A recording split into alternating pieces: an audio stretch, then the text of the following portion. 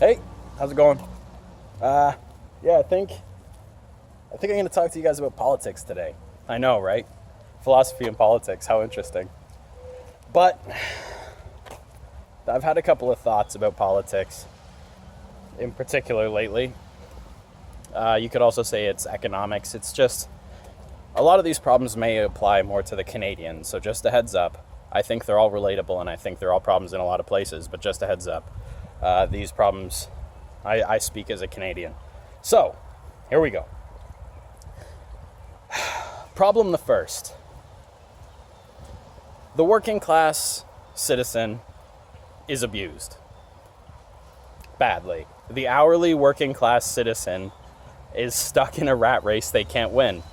And you all know this. I'm sure you do. There's some interesting math I'd like to do with you. I can't do it right now because it's a lot of figures. I'll do it in the future about retirement and the fact that you can't afford to retire. It's just not a thing for us anymore. It's just not a thing. Trust me, I'll do that video. But for now, just know that there's an economic disparity all over the world that is crushing people, and it's impossible to get out of. And now a lot of people, especially because Canada recently had an election cycle, and I volunteered with one of the political parties. And I did some canvassing and I talked to the people, right? And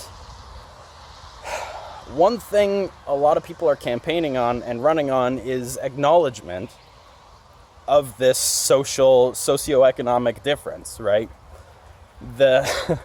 How broken the system is, how close certain companies are to monopolies, how underpaid workers are, how temporary employment agencies literally strip rights from workers. You no longer have the right to refuse unsafe work. That's just not a thing anymore if you work through a temp agency. And they know this and they campaign on this. But how is everybody all over the world suggesting we deal with this? Because a few people have had a few ideas and they've thrown out a few suggestions, but every single one I've seen so far is some variance on tax, right? Tax people more, tax other people less, change taxes, leave taxes the same, raise them, lower them, whatever. Everybody seems to think that adjusting taxes is gonna change jack shit. And it's not. I mean, it's gonna change a lot, but not what we need to change. Giving your government money is a far, far cry from giving other citizens money. Canada being wealthy is not the same as Canadians being wealthy. Do you understand? I know you understand. So, as much as I think the wealthy need to pay their fair share, unfortunately, it's not really beneficial to tax them through the nose so that we can buy more hospitals and pave more roads, because we're not currently complaining about no hospitals or roads. Okay, those are very, very important infrastructures, and a lot of politicians will try to lock in on that emotionality you have there and rile you up. Because it's like, what, you don't like schools, you don't like hospitals? No, I love them. Fund them more, sure, if you can afford it. But the thing is, building 20 additional schools doesn't deal with the problem that you're pretending it's going to deal with. So, I have an idea. And I think it's pretty good, but I wouldn't I? Otherwise, I wouldn't be talking about it. Ooh. Okay, just the light. So, how do we raise the quality of life and the income for individual citizens of a certain country, in this case Canada, very easily applicable to the United States or anywhere else that's quite so hourly managed?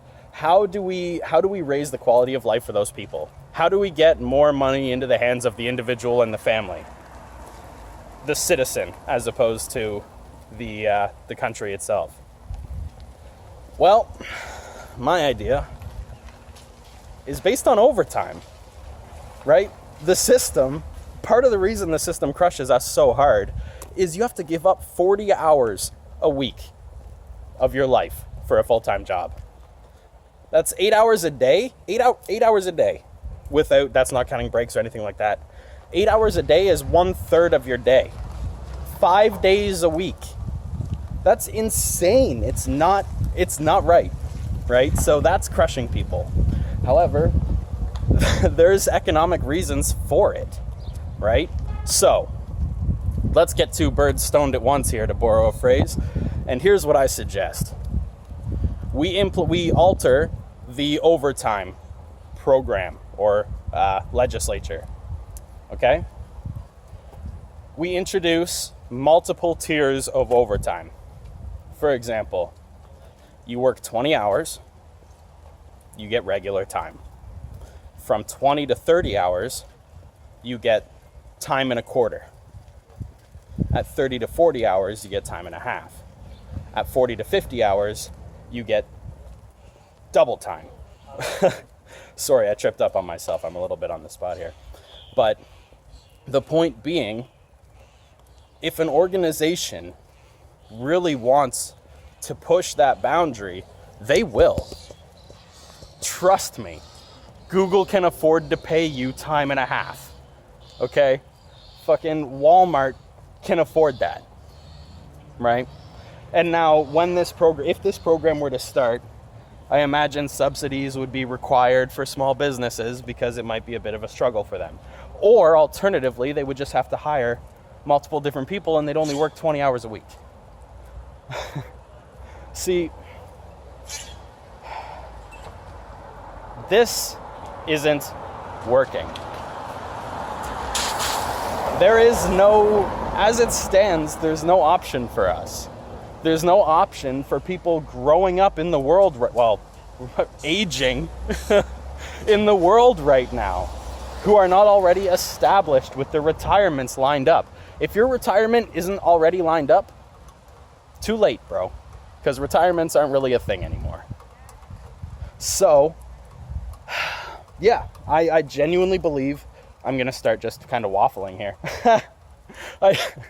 I genuinely believe that a very powerful potential solution to a bit of this economic disparity is to give workers more money, but not by raising minimum wage, instead by capitalizing on the fact that these companies are beating people to death with hours. They have to give up everything. So if they want to do that, they'll pay for it. Right? Capitalism at its finest. If you want to play the capitalism game, I'll join you. Let's just make it a fair game.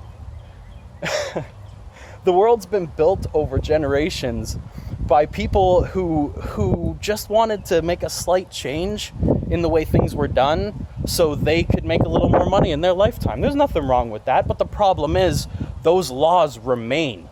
And the next guy who comes in can capitalize on that and then push for something else to be modified ever so slightly. See, it's hard to see this game as the multi-generational thing it is, because literally none of us were there for that. Not a single person. That's the point. So you gotta look at the system as a whole, and right now it's pretty bloody rigged. And I think that is one potential method to try to unrig it. Okay, and with that, I'm kind of done. Thanks for all the stuff and the subscribes and the thumbs and all that. To tangent off for a second here, I could very easily make all of my videos like half an hour. Would that be too much? Because typically I tend to cut myself off or only focus on a point or two. But anyway, if you have a comment, leave it. Again, thanks for subscribing and all that good stuff. We're coming up to 100, guys. I'm not quite halfway there, but you know, still forward progress. And then I get to have my own youtube.com/ and that'll be pretty cool. But fuck me, I'm walking in the street making videos. Yeah, thanks for watching. Take her easy. Good to see you again.